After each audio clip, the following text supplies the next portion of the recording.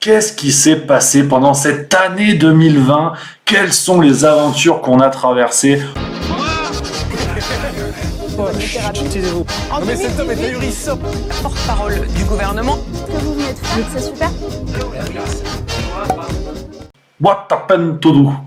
Parce que j'ai aussi des notions d'anglais. 24 janvier. 24 janvier 2020, papapam, un pangolin qui nous fait une descente d'organes. Il y a un truc qui sort donc de son trou de balle, on ne sait pas trop où on en est. 24 janvier, les 3 premiers cas arrivent en France, dont 2 qui reviennent de séjour de Wuhan. Alors l'accent n'est pas dingue. J'ai Wuhan, peut-être, je ne sais pas s'il y a des mandarins dans le secteur, mais voilà, 3 premiers cas en France se déclarent le 24 janvier, mais très vite, on va sentir en France que on est détendu. Opération détente maximale. Il y a des cas, la Chine commence à confiner, mais bon, on est en janvier, Disneyland est encore ouvert, il y a moyen d'aller à gratter un autographe de Picsou. Donc pour l'instant, on s'en branle un peu, et tout ça va très vite se matérialiser. Le 31 janvier, on va rapatrier 180 Français provenance directe de Wuhan. C'est-à-dire à Tchernobyl, tu vas chercher des types qui étaient dans le réacteur. T'as déjà vu la Creuse? Viens voir, on va te montrer. Donc on rapatrie des Français à la base militaire de Creil. Mais là, tout de suite, on se dit, bon, ça passe. Du coup, Creil devient rapidement cluster, hein, un des mots de 2020, le cluster. Hein, on ne sait pas ce que ça veut dire, mais le cluster, donc tout ça commence tout doucement à prendre une sale gueule, on dirait un discours mal préparé de Sibeth Ndiaye. Bon, un discours de Sibeth Ndiaye, donc tout ça commence à renifler du slibard, et donc 12 février, pourtant, tu vois, t'as l'Académie nationale de médecine. Bon, les mecs, c'est les médecins. Enfin, normalement. Si tu veux, eux aussi, ils reviennent de vacances à Courchevel. Ils ont encore les traces de bronzage plein les yeux. Tu vas pas les emmerder avec une descente d'organes de pangolin. Et donc, ils font un premier communiqué. C'est un peu le fil rouge de l'histoire, les communiqués de l'Académie nationale de médecine. Il y en a plein. Hein. Et puis, voilà, je vous le dis tout de suite, j'ai toutes les sources que je mettrai dans la description de la vidéo à la fin. Donc, vous inquiétez pas s'il y en a qui disent oui, tu dis de la merde. Oui, mais avec des sources. Donc, voilà, l'Académie nationale de médecine communique le 12 février et dit, je cite, qu'elle tient à souligner l'importance qu'il y a à relativiser ce type d'épidémie. Oui, parce que dans la version 0, si tu veux, il y avait écrit « On s'en bat les couilles, frère ». Mais ils se sont consultés entre médecins, ils ont dit « Non, on peut pas mettre ça ». On peut pas mettre ça. Les gens vont voir qu'on se fout de leur gueule. Donc, ils ont mis qu'elle tenait à souligner l'importance qu'il y a à relativiser ce type d'épidémie. Une épidémie qu'on ne connaissait pas. Donc, d'où l'intérêt de la relativiser. Donc, tout ça s'enchaîne, et puis du 17 au 21 février, là, ça y est, on commence à monter en pression, même si on est à peu près tous en mode YOLO. Du 17 au 21 février se tient un rassemblement évangélique à Mulhouse, qui va rassembler entre 2000 et 5000 personnes, hein, alors que le monde entier commence à tourner les yeux vers la Chine, à dire vous avez pas merdé les amis, hein. Non, parce que le canard laqué c'était bon, mais le trou de balle de pangolin ça commence à renifler. Donc le monde entier commence quand même un petit peu à se dire merde, il y a un truc qui coince. Mais nous on fait des rassemblements évangéliques à Mulhouse avec 2000 5000 personnes, provenance de toute la France, Agen, Belfort, Dijon, Paris, Ajaccio. Prenez, mangez-en tous. Donc le coronavirus tranquillou qui était venu gentiment à Creil, discretos dans des bagages, commence à se dire tiens, et si j'étais le Stéphane Bern des virus et que je faisais un tour de la France pour voir du patrimoine. Je veux dire, donc le coronavirus commence à se promener un petit peu partout, jusque chez nos amis corses. Donc là, pourtant il prend des risques à y aller, mais voilà, tout se passe bien.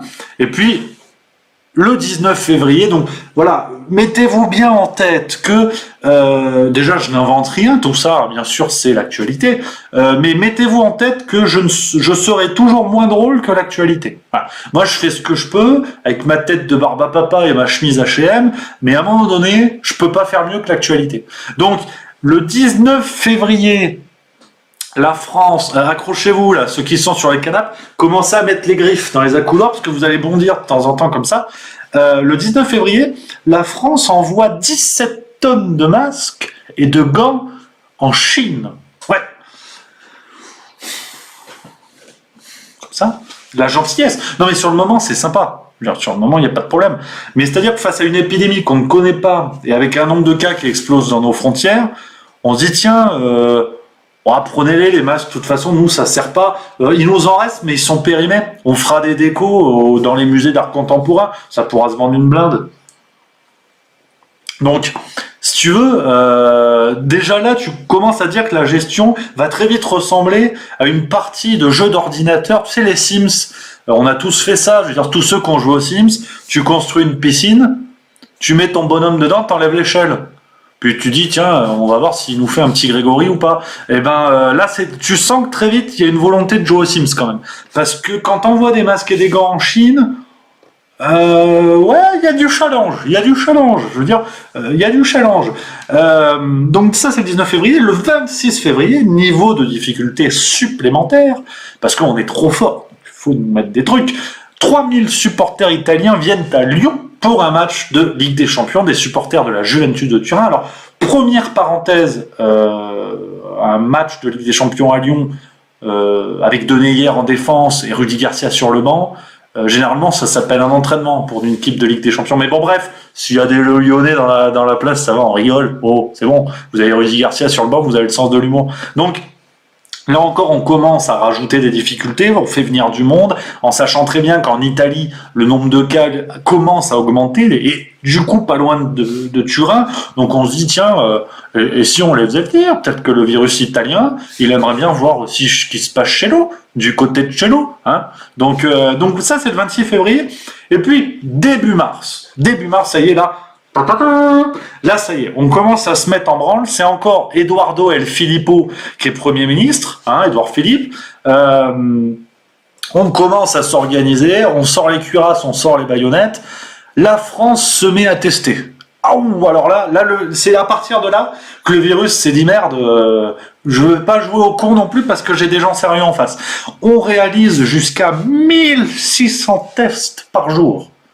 J'ai pris les meilleurs jours, parce qu'en moyenne c'était 500. J'ai vraiment pris, on a testé tout ce qu'on pouvait. La grand-mère, le chat, la moquette. On a vraiment testé tout ce qu'on pouvait. Et pendant ce temps-là, la Corée du Sud a une capacité de 60 000 tests par jour et 500 000 par semaine pour l'Allemagne. Voilà. Donc dès le départ, voilà, on joue le maintien, quoi. Si tu veux, si tu regardes l'Union européenne, à peu près, l'Union européenne, c'est la Ligue 1, d'accord? La France, on est Brest. C'est-à-dire qu'on ne sait pas trop comment on est arrivé là, mais on se dit à tout moment, on peut y rester. Donc on joue le maintien. Et très vite, on a senti que la volonté, c'était ça. C'était vraiment, on met un bus devant les buts, si tout se passe bien, on n'encaisse pas. Donc, on teste jusqu'à 1600 personnes, et puis le 6 mars, là ça commence à devenir sérieux, le 6 mars, là il y a le préfet. Là, il y a un préfet qui commence à dire excusez-moi, j'ai un message qui parle du chat, là, petit problème technique, j'ai été coupé dans mon élan. Mais c'est vrai que c'est chiant, je reconnais que c'est chiant. Mais je peux pas faire moins en fait. Donc ce qu'on va faire, c'est que ça va rester comme ça. Ou je vais l'enlever, regarde, paf, voilà, il y en a plus. Au moins on est tranquillos. Donc on continue. Et le 6 mars, le préfet donc du côté de Mulhouse, dénonce des moyens insuffisants pour tester. Parce qu'il y a aussi des mecs qui ont fait leur job. Il n'y a pas que des incompétents. Donc, le mec lance l'alerte. Tu te dis... puis c'est un Alsacien, c'est quelqu'un de sérieux. Je veux dire, toute l'année, il fait des tartes flambées. Donc, il sait ce que c'est, l'organisation. Pâtes, fromage blanc, lardon, le oignon, il est au courant. Donc, quand on commence à parler tests, le gars, il pense tarte flambée. Il pense flamencuche. Et là, il se dit, ok, on va s'organiser. Donc, le 7 mars, en réponse directe, tu vois, le 6 mars, tu as un préfet qui dit bon, on va être dans la merde. Le 7 mars, Emmanuel Macron et Brigitte, donc sa femme, vont au théâtre. Ouais. Il y a des moments dans la soirée où je vais installer des silences, parce que j'ai pas de vanne, je peux pas faire mieux.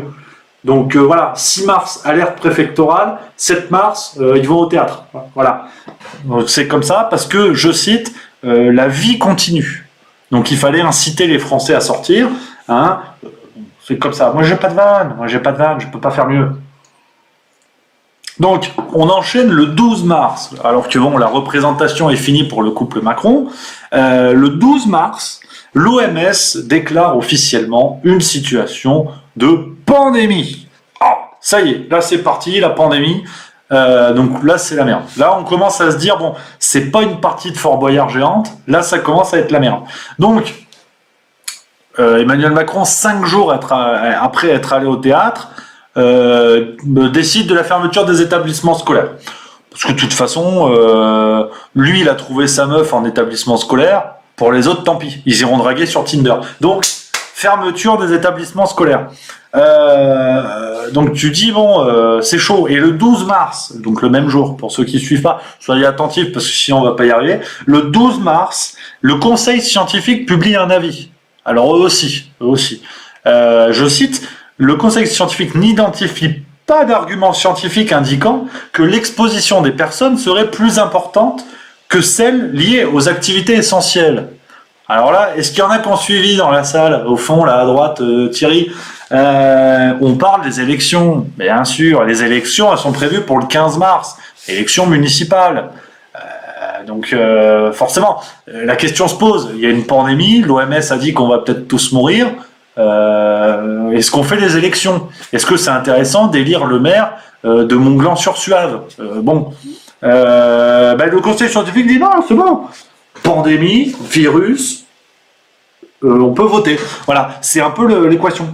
Donc, 15 mars, maintien du premier tour des municipales, avec forcément un taux de participation, si tu veux, terrible, hein, catastrophique, extrêmement bas. Je veux dire, on dirait le taux de participation des députés à l'Assemblée. Donc heureusement qu'on a fixé la limite de 0, parce que sinon on serait en dessous. Donc 15 mars, maintien des élections municipales, et 16 mars, le lendemain, le Conseil scientifique publie un autre avis. On se dit, bon, 4 jours avant, ils ont dit que c'était bon. Quand même, ils seraient sacrément culottés de dire qu'en fait, c'est pas bon. Voilà ce qui est écrit dans l'avis du 16 mars du Conseil scientifique. Devant l'échec manifeste des recommandations de distanciation sociale, le Conseil scientifique est amené à faire de nouvelles recommandations. Au roulement de tambour, il semble inopportun de maintenir le second tour des élections municipales. Voilà, pas de vanne, absence de vanne totale. Voilà, donc en 4 jours, si tu veux, on a une perception du problème complètement différente. Donc, voilà, forcément, le second tour est problématique, le premier est passé, on est bien. Donc on enchaîne le 16 mars également, hein, le même jour, il y a le fameux discours « Nous sommes en guerre, we are in war ». Emmanuel Macron devient Charles de Gaulle, hein, quasiment. Franchement, tu fermes les yeux, c'est quasiment ça.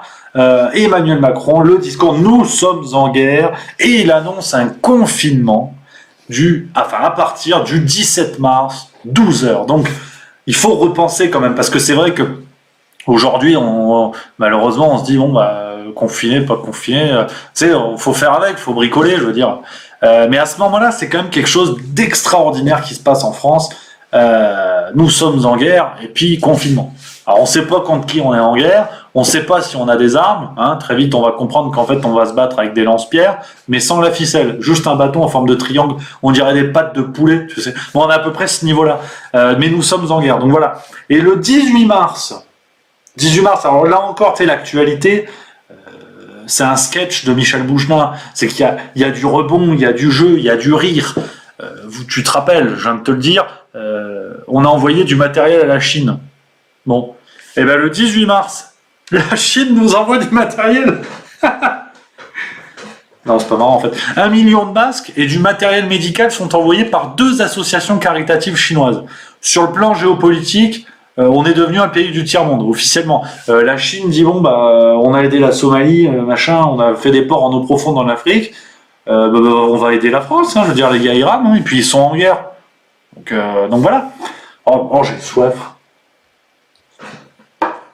Donc 18 mars, la Chine nous envoie du matériel, hein, le joli retour des choses, et 22 mars, voilà le retour on les attendait, de l'Académie nationale de médecine. Alors, qu'est-ce qu'il nous dit, l'Académie?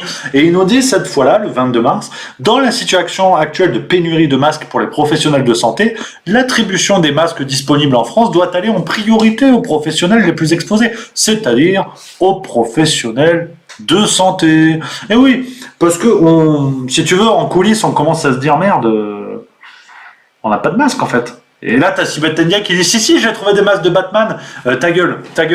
Enfin, j'imagine que ça s'est passé comme ça. Ta gueule, des masques médicaux en fait. Et là, on comprend très vite en fait qu'on n'en a pas. Les stocks, pas possible. On dirait un stock de neurones d'un député La République en Marche. Donc 1 plus 1, ça fera toujours 2. Même si tu mets un masque à 2, l'élastique qui va craquer. Donc forcément, l'Académie nationale de médecine en première ligne commence à dire non, mais en fait les masques. C'est pas pour tout le monde, c'est ceux qui aiment bien, parce que voilà, il y a une question de style également, et puis on dit non, mais les gens, ça va, c'est bon. Les gens, ils n'ont pas besoin. On nous dit, si bête, elle nous dit, moi je sais pas en mettre.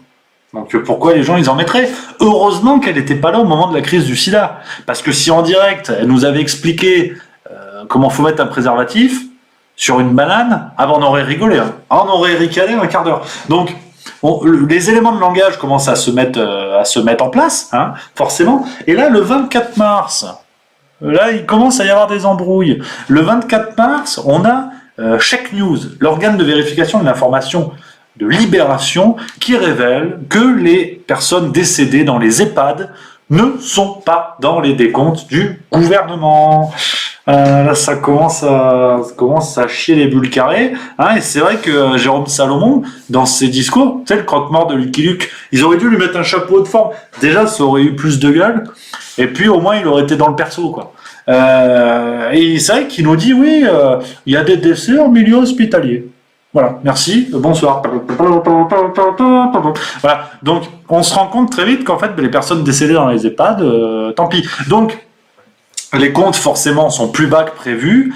Et d'un côté, il y a les éléments de langage qui vont être mis en place, et de l'autre côté, il y a quand même certains médias qui vont faire leur taf et sortir des choses. Il y a des études qui vont sortir également. On a une étude intéressante pour bien comprendre que les gens ont très vite été plongés dans le formol du coronavirus. C'est-à-dire que si tu voulais regarder autre chose à la télé, sauf aller sur le porno, soit sur Equidia, avec des chevaux. Alors perso, moi j'en ai rien à foutre, qu'on soit très clair. Donc j'ai pas regardé Equidia. Et une étude a montré le 24 mars que 74,9% du temps d'antenne sur les chaînes d'infos en continu était consacré à la pandémie et ses conséquences. Alors, c'est vrai que quand tu sais que le stress et l'inquiétude sont des facteurs de réduction de notre système et de nos défenses immunitaires, tu te dis, ils sont cons quand même de nous en mettre plein la gueule. Mettez-nous un reportage sur une fabrication de chaussons dans l'Aveyron, qu'on se détende. Alors, heureusement qu'il y avait JP Pernaut à l'époque, qu'on embrasse, putain. Donc, ça c'est le 24 mars, puis on va commencer à progresser, parce que le 8 avril, là on est dans quelque chose de plus sociétal, j'ai envie de dire, mais qui est intéressant, qui ne manque pas de piquant, comme dirait Ducrot. Qui se décarcasse d'ailleurs. Le 8 avril, on apprend que 8000 détenus ont profité d'une libération provisoire. Alors que depuis le début de la crise, 60 personnes avaient été contaminées dans les prisons et que 200 000 masques avaient été distribués. Donc, si tu veux, en plein confinement, sortir des prisonniers, ça a autant de logique que mettre Marlène Schiappa au salon de l'intelligence politique. À un moment, tu comprends qu'il y a des choses qui vont pas et qu'elle ne pourra pas rentrer dans cet endroit et en profiter. Là, c'est un peu pareil. Tu as des personnes qui sont confinées, tu les fous dehors. Et tous les autres qui sont de toute façon aussi confinés, tu dis, ben non, vous restez tranquille. Donc, on comprend plus grand-chose. Mais le 13 avril, on continue un petit peu. Emmanuel Macron parle du déconfinement pour le 11 mai. Là, on commence à se dire... ça y est, hein, on en a plein la choucroute. On va commencer à aller dehors. On va retourner chez Jiffy parce qu'ils ont très souvent des idées de génie. Donc, on va pouvoir retrouver une vie à peu près normale. Là, Macron te dit non, tranquillou, bilou, parce que très vite on va avoir des nouvelles, c'est beau putain, qui vont doucher l'enthousiasme. 27 avril, on apprend que après les personnes décédées en EHPAD, on apprend que les personnes décédées à domicile ne sont pas comptabilisées non plus. Ce qui représente quand même 9000 personnes entre le 17 mars et le 19 avril. Donc, en fait, on comptait quasiment personne, si tu veux. Ah oui, mais lui, il est décédé en tombant face contre le sol. Ah, ça compte pas. En fait, le gouvernement, c'est un peu comme ce connard avec qui tu joues au Uno, qui a pas du tout les mêmes règles que toi. Ou au baby-foot, tu sais. T'as des gens... tu sais, au baby-foot, ah oui, non, mais P7, ça compte pas. Bon, là, je parle aux spécialistes du baby-foot. Le Uno, c'est peut-être plus populaire. Ah oui, non, mais t'as pas le droit de mettre table plus 2, plus 4. Ah oui, mais fallait mettre de la main droite. Le gouvernement, c'est pareil. C'est qu'il comptabilise pas vraiment tout le monde. Donc, en fait, forcément, on a des chiffres qui sont tronqués. Et puis, là aussi, là encore, là, on commence à se dire qu'on est bien. Voilà. Je vous parlais tout à l'heure de la France qui jouait le maintien en Ligue 1. Le 28 avril... on a un classement des pays de l'OCDE sur le nombre de tests qui est réalisé. Allez, on fait les paris. La France, elle est combien? Allez, je me resserre de l'eau, je vous laisse répondre. Dans ce classement, elle est combientième, la France? Allez, on va essayer de trouver. On va voir à peu près. C'est sur 37. Les 37 pays de l'OCDE. Alors, elle est combien? À votre avis? Eh ben, je ne veux pas faire non plus un suspense d'un quart d'heure, parce qu'on a autre chose à foutre. La France est 30e de ce classement, ouais. 30e sur 37. Ouais. On est derrière l'Irlande, la Lettonie, l'Estonie, l'Islande, et juste devant le Chili. Ça s'est joué à 2-3 haricots rouges. On est vraiment, on dirait le classement de l'Eurovision, si tu veux, où chaque année on envoie des pompes à vélo, on finit derrière des pays qui sont même pas dans le concours. Tu sais, je regarde l'Eurovision la dernière fois, je vois, on est derrière Gibraltar, la Garenne-Colombe et Santiago du Chili. Je dis, mais c'est pas possible, ils sont pas dans le concours. Oui, mais on est des merdes, donc on est derrière eux. Ah bon, d'accord. Donc voilà pour ce classement de l'OCDE. Donc là encore, c'est du miel, mais je veux dire, à ce stade, ça devient même de la gelée royale, j'ai envie de dire. Le 11 mai arrive le fameux déconfinement. Donc, forcément, ça va pas être... tu vas pas retourner au bal musette, écouter du Jacques Brel. Port du masque dans les transports. Paf. Ah oui, on a des stocks, donc il faut les écouler. Donc, port du masque dans les transports. Ça commence déjà... on fait le masque alors qu'il y a un grand débat. De toute façon, de grands débats vont pousser partout. Forcément, le débat Raoult, hydroxychloroquine, puis le débat de l'intérêt du confinement, puis du port du masque. Tout ça, bien sûr, peut arriver sur les devants de la scène. Et puis, le 18 mai, Emmanuel Macron évoque, je cite, des manques, des tensions, mais jamais de rupture sur les masques. Non, jamais de rupture. C'est vraiment... tu sais, t'es en scooter, tu tombes, t'as la jambe arrachée, mais ça tient à... Tu sais, t'as un poil de cul vraiment qui rattache le bordel. Ben, on est à peu près à ce niveau-là. Ça n'est pas une rupture, monsieur le médecin. Non, dans une semaine, il gambadera. Donc, on est à ce niveau-là. Emmanuel Macron commence tout doucement à s'envoler, comme ça, à l'éviter. À l'éviter, c'est vrai qu'il évite beaucoup de choses. Là, il l'évite au sens où il quitte le sol. On commence à avoir un discours. C'est plus une question de déconnexion avec le réel. C'est une question où on se dit, c'est connecté avec quoi, en fait? On est en ADSL ou on est en fibre? Là, on ne sait plus vraiment. Donc, le 25 mai, ça commence à emmerder. Là, les infirmiers portent plainte contre les directions de 32 CHU de France au motif de mise en danger de la vie d'autrui. Alors forcément, petite parenthèse pour nos amis du personnel soignant, nos médecins, nos infirmiers, nos infirmières, tout le personnel des hôpitaux, les médecins de campagne, les pompiers, les ambulanciers, un énorme bravo à vous, parce que cette affaire de vous applaudir sur les balcons, ça faisait une distraction la journée, mais concrètement, on n'en avait rien à foutre. C'était n'importe quoi, c'était de l'ordre du symbolique, parce que malheureusement, c'est pas les smicards qui applaudissent au balcon qui vont faire des lois pour vous foutre des salaires un peu plus importants, ou des meilleures conditions de travail. Donc, Voilà, mais en tout cas, je voulais juste, voilà, petite parenthèse, merci à tous ceux qui étaient en première ligne. J'espère que votre médaille, vous avez fait ce que vous voulez avec. Donc, merci, parenthèse fermée. Donc, 25 mai, les infirmiers portent plainte. Et 4 juin, à l'appareil, là, je vais devoir installer un silence parce que déjà, ça fait du bien que je ferme ma gueule. Et puis, 4 juin, on apprend que la France est en situation de surproduction de masques et que cela entraîne de nombreux invendus. Voilà. C'est pour ça que, quelque part, on va le rendre obligatoire partout. Il y a peut-être un projet pour le rendre obligatoire dans tes rêves. On ne sait jamais. Peut-être ça peut contaminer. On n'a pas d'études. Donc, comme le reste. Donc, voilà. Donc ça, c'est le 4 juin. Et puis le 26 juin. Alors là, c'est la Olivette. Olivier Véran. Ah oui, bah lui, il a remplacé l'ami Agnès, Tata Agnès. Tiens, on va en parler à la fin de l'OMS.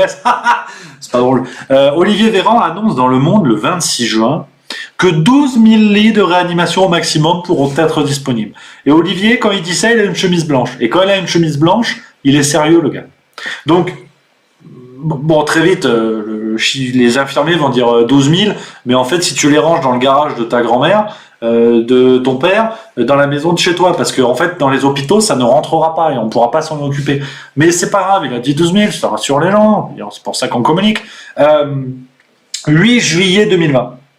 Alors ça, je tenais à le dire. Renault sort Corona Song. Connard de virus. Oui, voilà, vous l'avez en tête. Je veux pas le faire en entier. Je même pas de bandana, je suis même pas bourré. Donc Renault sort Corona Song, ce qui, pour moi, ça n'est que mon avis, sort. C'est ce qui est un tournant dans la pandémie. Là, le virus se dit putain. À ce rythme-là, si c'est moi qui entraîne ce genre de chanson, à ce rythme-là, on a un nouvel album de Christophe Maé dans un mois. Et là, on est dans la merde. Donc, pour moi, c'est un virage dans la pandémie. C'est mon analyse. Je fais ce que je peux. Donc, on continue 14 octobre. Je fais un bond parce que le mois d'août, ça a été les vacances. On allait faire bronzette, mais on savait pas ce qui nous attendait. Non, on savait pas. Emmanuel Macron annonce un couvre-feu le 14 octobre. Alors, il faut parler de ces annonces. Voilà. Là encore, c'est que du plaisir. Quand il y a des discours où tu sens que ça commence à tourner vinaigre, qu'ils vont pas parler pour te donner les résultats du tiercé. Il est très intéressant de voir, mais je pense que je vais faire une vidéo à part entière là-dessus, que les médias connaissent tout avant le discours. Tu sais, c'est un peu comme tes gamins, tu sais, quand t'as des frères et sœurs à l'approche de Noël. La petite sœur qui dit à son frère « moi je sais ce que t'auras à Noël ». Et le gamin il dit bah vas-y dis-le quand même. Ouais non mais je te le dis pas, t'attends Noël, mais en tout cas tu vas être content parce que tu sais la voiture que tu voulais, bah c'est peut-être pas ça, mais c'est peut-être ça. Connasse, ça finit généralement comme ça. Donc les journaux c'est un petit peu pareil. Ils sont au courant de tout et ils te disent il y a couvre-feu, il y a moyen. Et je dis pas mais il y a moyen. Et donc le discours arrive, Emmanuel Macron, bonjour, couvre-feu. Et là, en fait, se passe exactement ce qui avait été prévu dans les médias. Donc, ça avait été le cas pour le premier confinement, ça a été le cas pour le couvre-feu, ça a été le cas pour le deuxième confinement. Donc, un conseil, quand vous entendez BFM TV, CNews, Le Monde, Le Figaro, qui disent « il pourrait se passer ça », c'est ce qui va se passer ça. Voilà, vous emmerdez pas à dire voilà, c'est ça. Ou ça peut être que pire, si vous voulez. Il y aura jamais un cas où BFM TV dit couvre-feu et Emmanuel Macron dit open bar pour tout le monde, bain de mousse dans toute la France. Ça n'arrivera pas. Je préfère vous le dire tout de suite. Donc ça, c'est le 14 octobre. Et puis le 28 octobre, on a l'annonce, 14 jours plus tard, d'un nouveau confinement du 30 octobre au 1er décembre. Donc là on y est, ça se rapproche de la période à laquelle je vous parle, on est le 7 janvier, donc ça se rapproche. 24 novembre on a le prolongement du confinement parce que de toute façon on a bien compris que ça servait à rien. Et puis 1er décembre, là encore une pépite, à ce niveau là c'est vraiment c'est une boule d'or. Les stations de ski sont ouvertes mais pas les remontées mécaniques. Ouais. Ça. Je peux pas, je peux pas faire des vannes, je peux pas, j'aimerais bien mais je peux pas, c'est comme ça, puis c'est Jeannot Castex qui nous l'a annoncé, donc voilà. 15 décembre, Noël approche, fin du confinement remplacé par un couvre-feu de 20h à 6h, Bon, s'ils avaient pu faire le couvre-feu de 6h à 6h, ils l'auraient fait. Mais ils ont dit ça va se voir. Donc, voilà, on continue ça. Et puis, 18 décembre. Là, on a une étude qui est intéressante. Je suis tombé dessus il n'y a pas longtemps. On apprend par l'intermédiaire de chercheurs lillois, nord de la France, une équipe de chercheurs pilotée par le professeur Hervé Hubert. Donc déjà, quand tu as 2 prénoms, tu es quelqu'un de sérieux. Sinon, ça marche pas. Donc Hervé Hubert, on est bien. Il nous explique que les décès à domicile ne sont toujours pas pris en compte. Tu sais, je t'avais dit, 6 mois avant, c'était le cas, mais c'est toujours pareil. Hein, non, c'est pas très drôle. C'est pas vraiment drôle parce qu'on parle quand même de entre 6 000 et 7 000 décès, soit 12,4% du bilan de la France depuis le début de la pandémie. Hein, mais après, on te parle de transparence totale. Donc, ça, c'est le 18 décembre. Puis le 18 décembre, le même jour, on apprend que le journal allemand Der Spiegel, je maîtrise un petit peu l'allemand, affirme que la France a fait pression pour que le laboratoire français Sanofi soit privilégié dans le cadre des achats de vaccins au niveau de l'UE. On voit ce que ça a donné. On voit que ça a bien marché, les vaccins. Voilà. On va finir avec ça. On va boucler la boucle. À la vôtre. On va boucler la boucle, le vaccin, donc ça continue. J'ai fait une vidéo sur ça il y a quelques jours. Après les masques, après les tests, les vaccins.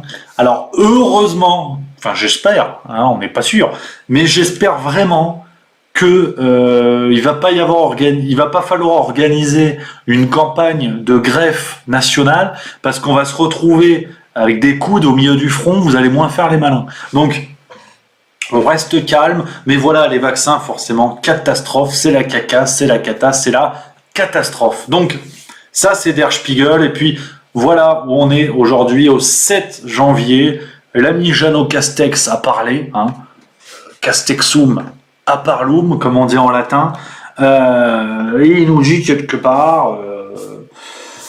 on continue comme ça parce que on s'en sort pas trop mal, mais on va voir avec cette affaire de variant anglais, sud-africain, que on va être, à mon avis, le 3e confinement. Voilà, je mets des billes dessus. J'espère me planter très sincèrement, mais bon, tu sens que de toute façon, on a tout raté depuis le début. C'est pas maintenant qu'on va faire un salto arrière, réception carpé. Ça, c'est pas possible. Donc